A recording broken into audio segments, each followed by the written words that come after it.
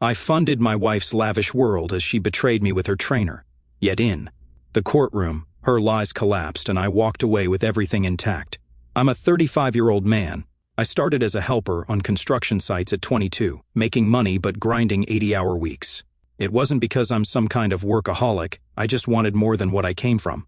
My dad bailed when I was 4, so it was just me and my mom in a one-bedroom apartment where the heat worked half the time. I watched her stretch every dollar until it screamed. By 25, I'd learned enough trades to be dangerous: plumbing, basic electrical, framing, drywall. I saved enough to take night classes in business management. My buddies Billy and Derek were in the same boat, skilled with their hands but tired of making other people rich. At 27, we pooled our savings, $17,000 each, which felt like $1 million back then, and launched our contracting business. We started with handyman jobs, fixing leaky faucets, patching drywall, building decks, basically anything that paid the bills. Our office was my garage with 3 folding tables and a coffee maker that shorted out every third use. We lived on microwaved food, worked 16-hour days and hustled like our lives depended on it because they did. No safety net, no rich parents to bail us out, just 3 guys with calloused hands and big dreams. Our first real break came 8 months in when we underbid a kitchen job for a lawyer named Jack. He was Harvard Law, sharp as hell but chill. He liked our work but said, "Your contracts suck. One lawsuit and you're toast." I offered a bathroom renovation for legal help. He passed on the remodel but offered to fix our paperwork for a fair rate. That kicked off both a solid friendship and the legal groundwork that would later save my ass. By year 2, Jack had helped us incorporate properly, set up liability, protections, and create contracts that didn't leave us exposed. When he recommended us to a mid-sized property developer who needed reliable contractors, things finally started clicking. Fast forward 5 years, our 2-man operation now has 32 employees, 3 project managers, a real office downtown, and clears 7 figures annually. I grew up watching my mom get taken advantage of by losers who'd move in, live off her, then bounce when she couldn't support their lazy asses anymore. That stays with you. It made me hyper-aware of people using others for money. Enter Susan, a 32-year-old woman. I met her at a charity fundraiser 7 years ago when my company was still struggling. She was working PR for a tech startup, all confident energy, perfect hair, smoking. Hot, tall, fit, the whole package. But she also seemed smart and driven. She had this way of making everyone like her instantly. Within 6 months, we were living together, and we got married a year later in a small ceremony with about 60 people. The first few years were good. We both worked hard, built a life together, and bought a house in my name before marriage, thank God. I was expanding the business, and she was climbing the PR ladder at her firm. We traveled, had great times with friends, and seemed to be building something real. Then my company took off, and things changed. Looking back, I can pinpoint exactly when things started to shift, about 3 years ago.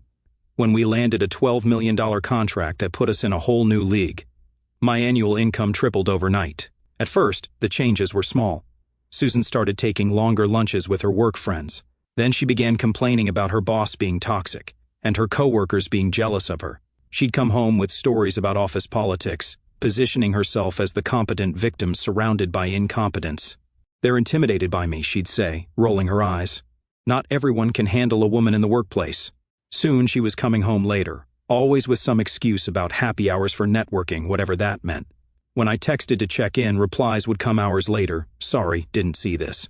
Still with clients. The truth was, she was becoming less interested in her actual job and more interested in the lifestyle my income could provide.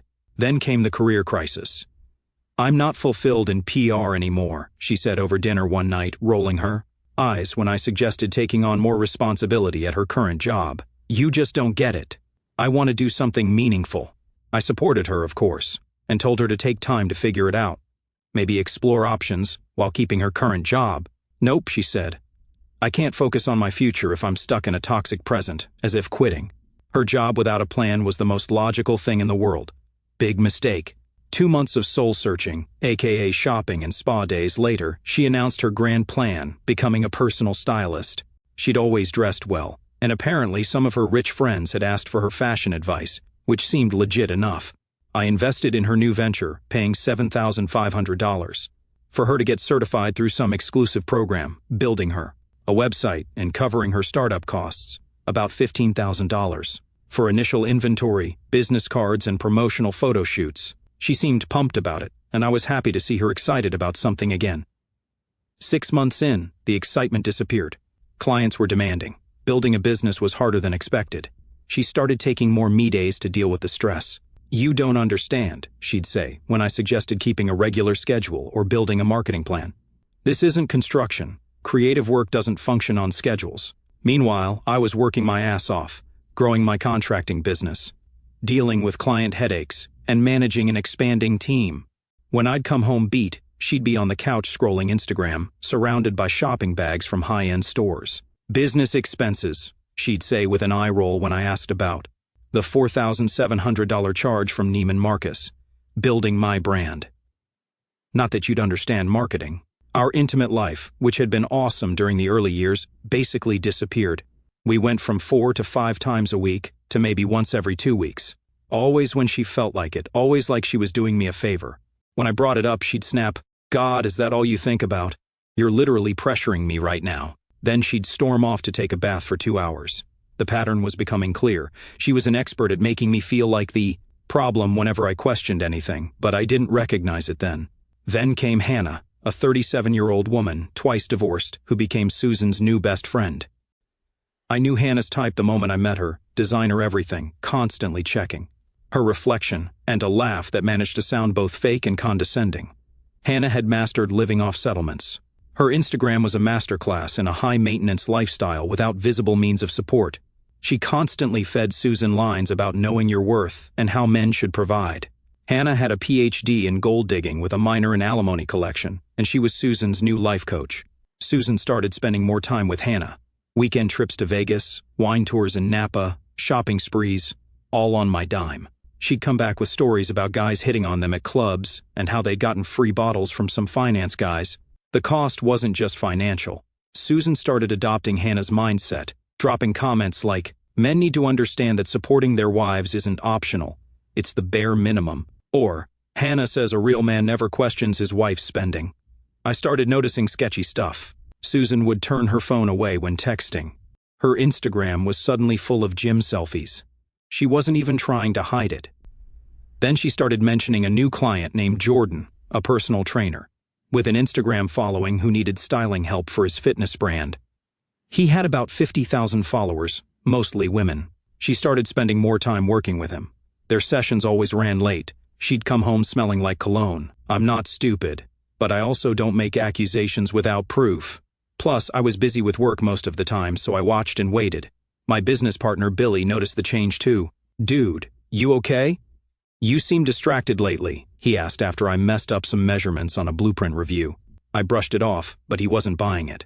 "Look, my cousin went through something similar. Just protect yourself, okay? Keep records of everything." Billy had seen his cousin lose half his business to an ex who had contributed nothing but attitude and entitlement. That night, I started keeping notes of everything: dates, times, patterns, expenses. Not because I wanted to be that guy, but because my gut was screaming something was going to happen. Yeah, I wasn't wrong. The last 3 months were textbook gaslighting and disrespect. Susan was physically there but mentally checked out, always on her phone, ignoring me, making plans without saying a word. We hadn't been intimate in over 2 months. Always some excuse, always too tired or stressed. One night I tried to initiate and she literally laughed and said, "Yeah, not happening. I've got an early client meeting." Then she stayed up until 2 in the morning watching Netflix. She'd make digs about my clothes or my friends. "Maybe you should let me style you sometime. Those jeans are a bit..." She'd roll her eyes when I talked about work, question my business decisions while blowing thousands on her business expenses.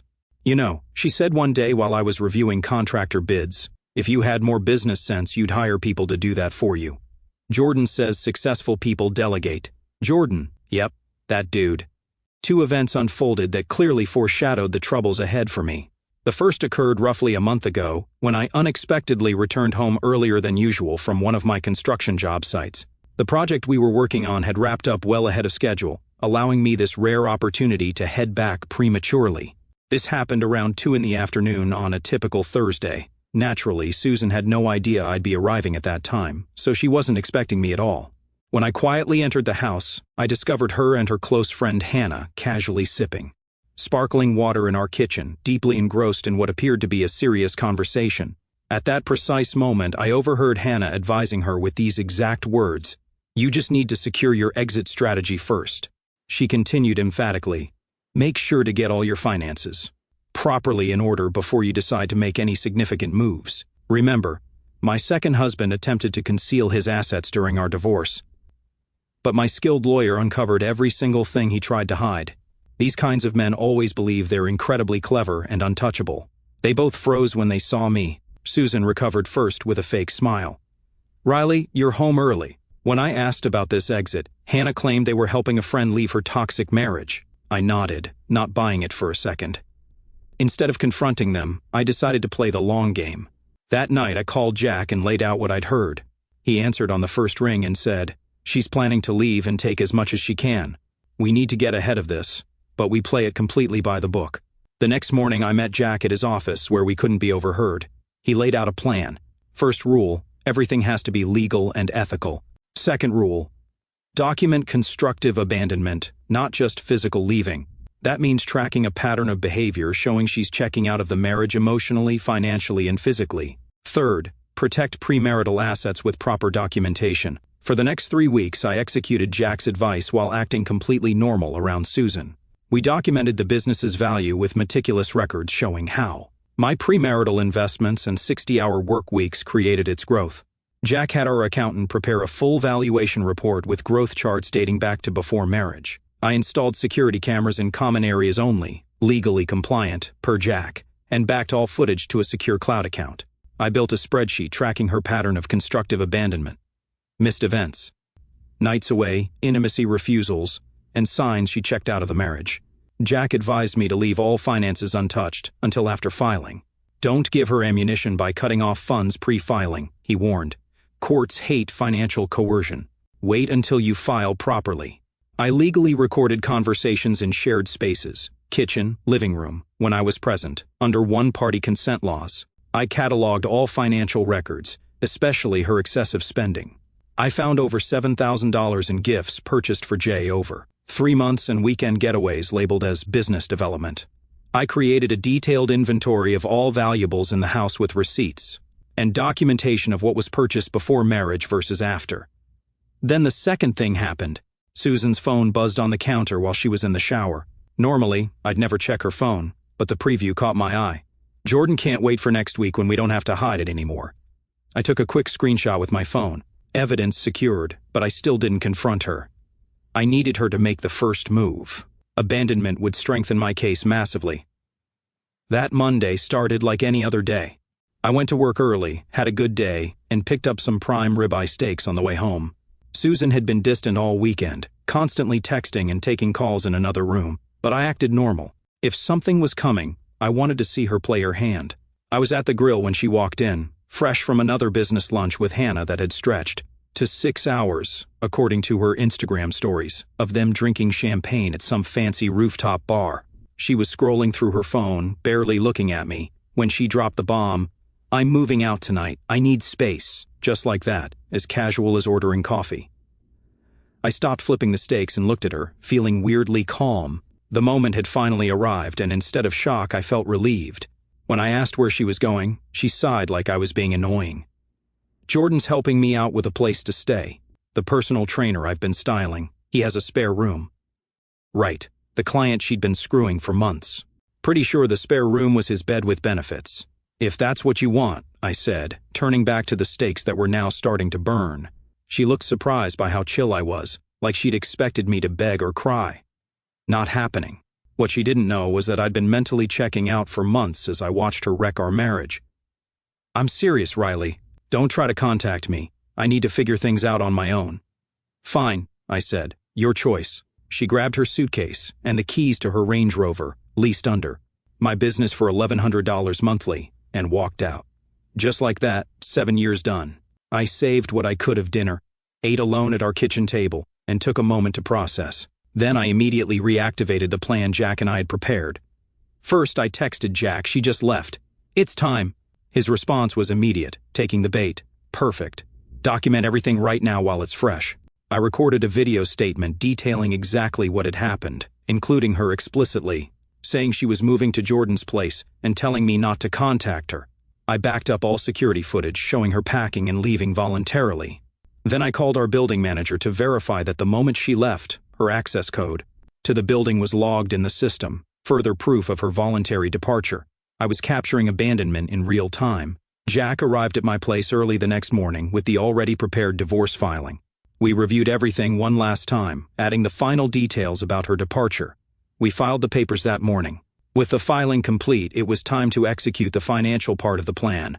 First, her extra Amex Platinum card, the one she'd maxed out 3 times this year alone on designer clothes and networking dinners. I called the concierge line directly. I need to cancel a supplementary card immediately. It took 5 minutes. Done. Her Visa Black card, same deal. Click. Gone. The automatic monthly transfer of $4,000 from my business account to her personal checking.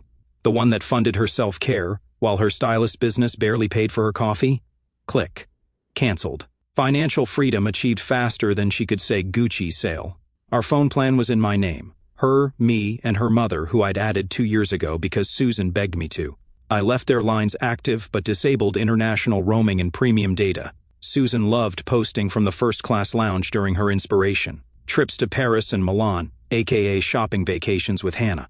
That was over. The Range Rover lease? I called my business accountant, removed her from the authorized drivers list, and told him to start the process to return the vehicle. I spent the next 2 hours locking everything down, changed all passwords, Netflix, Hulu, Amazon, our home security system, moved money from our joint checking to my private business account, and called my wealth manager to secure investment accounts. She wanted space? Fine. I was giving her the whole package and sending her to Mars.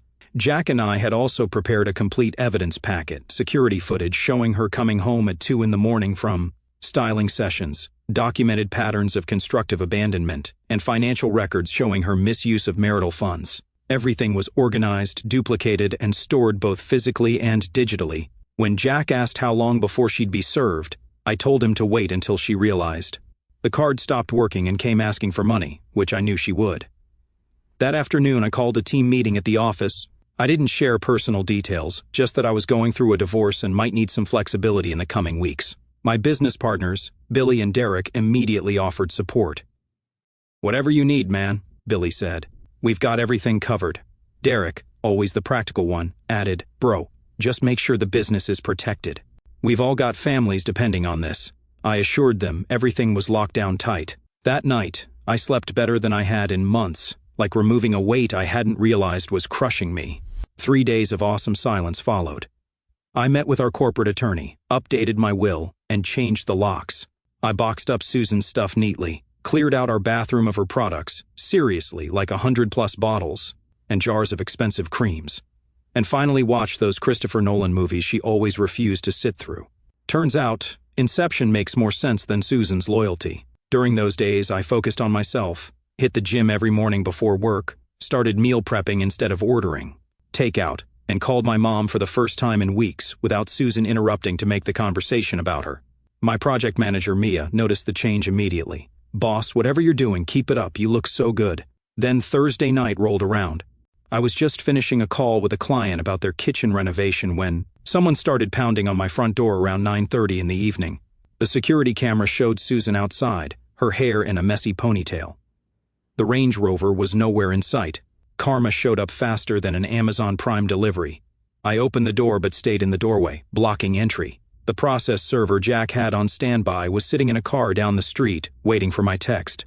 "My card was declined," she blurted out, skipping any greeting. "The Amex. At dinner with Jordan and some potential clients. It was freaking humiliating." I calmly told her I'd canceled it, along with the visa and monthly transfers. She looked at me like I was insane, her voice getting louder with each word. "Why would you do that? You can't just cut me off." "That's my money too." I explained simply that she'd moved out, said not to contact her, and was no longer part of my household, so she no longer had access to household expenses. She started fake crying. "You can't just cut me off. We're married. Half of everything is mine. My attorney is going to destroy you." I sent a quick text to the process server. "She's here. Come now." When I mentioned I'd filed for divorce, her face went from angry to shocked real quick. "You what? You can't do that." I was just taking a break to figure things out. She tried to backpedal, claiming she just needed space and denying the affair, but I cut her off. I took out my phone and played a legally recorded conversation from our kitchen. where she had told me she was moving to Jordan's and not to contact her. Then I showed her documentation of abandonment, a timeline of her systematic withdrawal from the marriage over months. Everything is documented legally and ethically, I said calmly. Before she could respond, the process server arrived and handed her the divorce papers. She finally realized this wasn't going according to Hannah's playbook. She wasn't calling the shots. "You'll regret this," she snapped, tears magically disappearing. "I'll take half of everything. I made you. Without me networking with clients, you'd still be working out of your garage. I deserve what's mine." Through the camera, I watched her completely lose it on my porch, including kicking one of the planters and hurting her foot. She ripped open the divorce papers, frantically scanning them. Eventually, an Uber pulled up, and she limped to it, still cursing. An Oscar-worthy performance. If they had an award for best tantrum when your ATM card gets declined. I poured myself a drink and texted Jack, "Papers served. Meltdown complete." His response, "Perfect. Now we wait for the counterattack." He wasn't wrong. The next week was when the real circus began. First came the calls to my office. My project manager, Mia, fielded 6 calls on Monday alone from Susan demanding to speak to me about an urgent financial matter and later claiming there was a family emergency. "Boss, your wife keeps calling," Mia said, looking uncomfortable. She said something about her mother being in the hospital, but when I offered to take a message, she hung up. I thanked Mia and told her to block Susan's number from the office line. She's not my wife anymore, and her mother is fine. Then the flying monkeys showed up. Mutual friends started texting with lines like, "Susan's in a bad place and cold move filing so fast." I gave them all the same quick response. Susan left our marriage to live with another man. Most backed off. Our friend group split almost immediately. The real ones, like my buddy Ryan, who'd known me since high school, stayed loyal. "Dude, I always got weird vibes from her," he admitted over lunch. "Too perfect, like she was playing a role." Others took Susan's side, including couples we'd vacationed with. One guy, Trevor, had the nerve to lecture me about working on the marriage. Ironic, coming from someone who cheated on his girlfriend twice that I knew of. Then came the social media campaign. Susan updated her Instagram bio to healing from trauma and started posting quotes about financial abuse and controlling men. Real subtle. "Nothing says I'm healing like trashing your ex online while shacking up with your personal trainer." She even had the audacity to start a GoFundMe titled, "Escaping Financial Abuse with a Goal of $50,000. It raised $237 before being taken down after Jack sent a cease and desist letter with evidence of her voluntary departure and spending habits. The boss-level attack arrived in the form of Hannah, Susan's best friend and divorce coach. Tuesday night, she called from a blocked number, screeching, "What the actual heck do you think you're doing? Filing for divorce without even talking to Susan? Cutting her off financially? She built that business with you. No one likes a guy who can't take care of his wife. You're going to be blacklisted in this town." I set her straight. She walked out by choice, told me not to contact her. And no, she didn't build with me. She dressed rich housewives while I built a construction business. Our talk went downhill as Hannah threatened me with her fancy divorce attorney, Bradley. When I mentioned my own legal team and Susan's obvious affair with Jordan, there was a pause. Interesting, Hannah hadn't known about Jordan. Jordan is just helping her through a difficult time. Hannah recovered quickly. He's being a gentleman, which is more than I can say for you. When she switched to demanding Susan's stuff, I told her everything was boxed up and Susan could schedule a time to get it with a witness present and an inventory list. She tried to come by yesterday to get some essentials, but you've changed the locks, Hannah complained. She needs her things. She had to borrow Jordan's sweatshirt for her meeting with clients yesterday. Gotcha. The security cameras had caught Susan trying her key in both doors. I reminded Hannah that breaking into my premarital property was trespassing, and I had it all on video. The entitlement was unreal. They actually thought Susan could walk out on our marriage but keep all the financial perks. The classic have your cake and eat it too move I'd seen ruin too many friends. Hannah wrote the Gold Digger Handbook, but I'd already read the Cliff's Notes, not this time. A few days later, Susan tried a new angle, showing up at one of our construction sites. My foreman, Carlos, called me immediately. "Boss, your wife is here asking questions about the project budget and talking to clients," he said, sounding confused. "Should I have security escort her out?" I told Carlos to keep her away from clients but not to make a scene. "Just tell her she needs to leave, or you'll call the police for trespassing." When I arrived 20 minutes later, she was sitting in her friend's car across the street, watching. I ignored her and went straight to work. After an hour, they drove away. That evening, I got a text from a number I didn't recognize. "You think you're so smart? Watch your back. I know people who can make your life difficult." I forwarded it to Jack, who added it to our documentation. Threats now. She's getting desperate. Good. The next morning, I discovered someone had posted negative reviews of my business on Google, Yelp, and Facebook, all from new accounts with no history. The reviews claimed we'd overcharged, used substandard materials, and harassed female clients. Jack had them removed within 24 hours by providing evidence of targeted harassment. We also filed a police report documenting the threats and review bombing. The next week brought the most ridiculous attempt yet. Susan's mother showed up at my office, crying and begging me to fix things with her daughter. "She's devastated, Riley," she said, dabbing at her eyes. "She made one mistake, and you're punishing her like this." I had always respected Susan's mom, but I wasn't buying the act. "Susan moved in with another man and told me not to contact her," I said. "That's not one mistake, that's a choice." She was confused. "You work so much," she felt neglected, she continued, not addressing the Jordan situation at all. I reminded her gently that Susan had access to joint credit cards with a $50,000 limit, a $4,000 monthly allowance, and a luxury SUV, all while I worked so much to provide that lifestyle. And she chose to leave all that for a personal trainer with a studio apartment. That wasn't confusion, I concluded. That was a plan that backfired. She left without another word. I felt bad for her. She genuinely seemed to believe Susan's version of events. But I wasn't going to be manipulated by anyone, even a crying mother-in-law. The next few months were straight out of a legal thriller. Susan Venmo requested $2,000 for an emergency, which I declined with a comment, "You requested no contact." Then came a formal letter from Bradley, Susan's attorney, demanding immediate temporary spousal support of $12,000 monthly, plus continued use of the Range Rover. It denied all claims of cheating and claimed Susan left because of my emotional neglect and controlling behavior.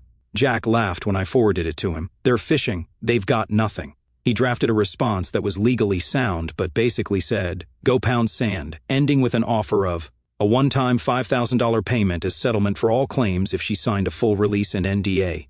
Bradley's next letter had a completely different tone. Now they were open to negotiation and hoping to resolve this amicably. Funny how fast "I'll destroy you in court" turns into "let's be reasonable" when faced with actual evidence. Meanwhile, I was rebuilding. I hit the gym 6 days a week, reconnected with friends Susan had pulled me away from, and focused on work projects I'd been putting off. My company landed 2 major new clients, partly because I was fully focused for the first time in years. I started a side project too, renovating a classic Dodge I'd bought for cheap, something I'd always wanted to do, but Susan had called a waste of time and garage space. Now my time was my own again. My business partners noticed the change. "Man, you're killing it lately," Billy said after we landed a $2.5 million commercial project. "Divorce looks good on you." Susan finally scheduled a time to collect her things. Jordan came with her. Tall guy, good looking, in that generic fitness influencer way, but clearly uncomfortable with the situation. He stood awkwardly in the foyer while Susan and Hannah went through the boxes I'd packed. Honestly, I felt bad for the guy. Jack came over as my witness, and our corporate attorney sent a paralegal to observe. The vibe was tense. When Susan tried claiming my Rolex watch as hers, I shut it down immediately. "No, Susan. It was a gift from my partners when we landed the Westbrook renovation. I have the card they signed." "That's BS," she snapped. "I picked it out for you. It's basically mine." "What kind of man takes back gifts from his wife?" "Ex-wife," I corrected, "and the kind who has documentation." Throughout the process, Hannah wouldn't shut up, commenting on every item. "You're keeping that art piece?" "Susan picked that out. You have no taste without her." "Yes," I replied, with my credit card, from an artist I introduced her to. The best part was watching them try to fit suitcases, boxes, and garbage bags into Jordan's Tesla Model 3, not nearly enough space. Jordan was stressed, Susan was pissed, and Hannah was helping and making everything worse. It was like watching a clown car in reverse, but instead of clowns coming out, it was the consequences of Susan's actions going in. "The Range Rover would have been useful today," I said as they struggled. Susan gave me a death glare. Eventually, they had to call an Uber XL for the overflow. As they finally pulled away, Jack turned to me. "You dodged a bullet, my friend. No doubt about it." Fast forward 6 months. The court date finally arrived. I'd prepared meticulously with Jack, reviewing every document, practicing potential questions.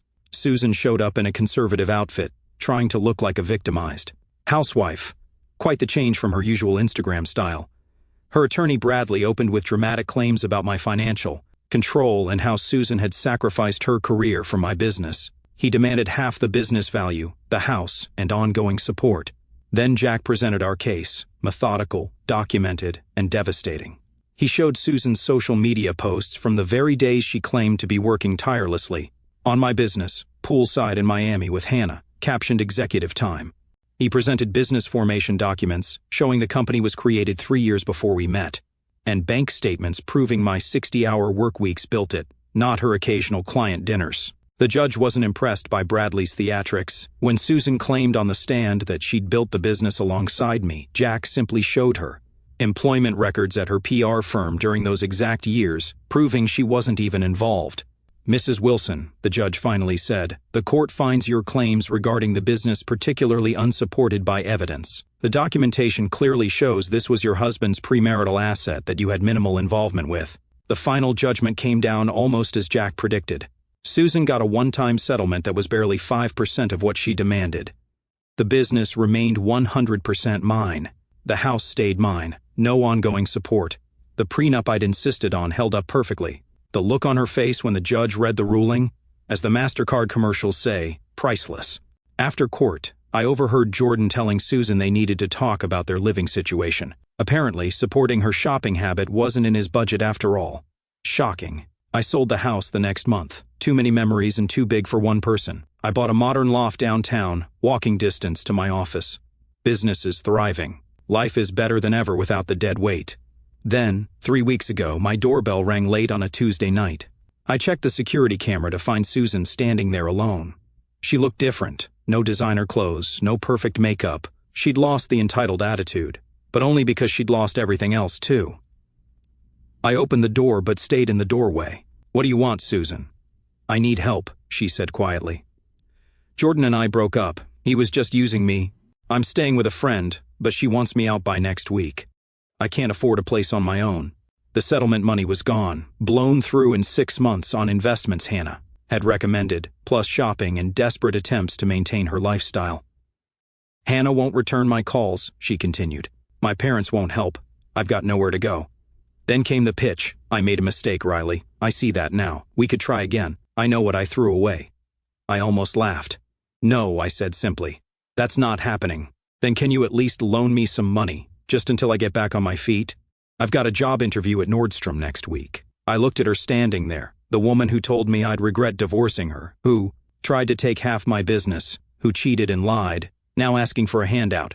Susan, I said, you wanted space and independence. You've got it. Good luck with your interview. As I closed the door, I heard her say, you're really going to leave me with nothing. After 7 years, I reopened the door slightly. No, Susan, you left yourself with nothing. I'm just respecting your choice. Then I closed the door for good. Sometimes I think about the years invested in someone who could throw it all away so easily. The red flags I missed, the compromises that were all one-sided, the lessons learned the hard way. But the best revenge is living well, setting boundaries, letting her face the natural consequences of her choices. She wanted out. I gave her exactly that, all of it. And watching reality hit her from a safe distance? Damn, priceless. If you've read this far, thanks for letting me vent. If you're going through something similar, stay strong. Know your worth. Protect yourself legally and financially. Don't let fake tears cloud your judgment. Their choices, their consequences.